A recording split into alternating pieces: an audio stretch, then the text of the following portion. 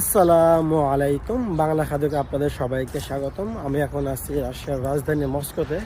তো মস্কোতে যেখানে আমি হাঁটতেছি সেটা হচ্ছে একটা পার্ক।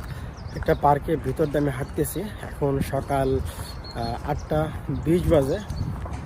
তো বেশ কিছুক্ষণ আগেই কিন্তু সকাল হয়েছে।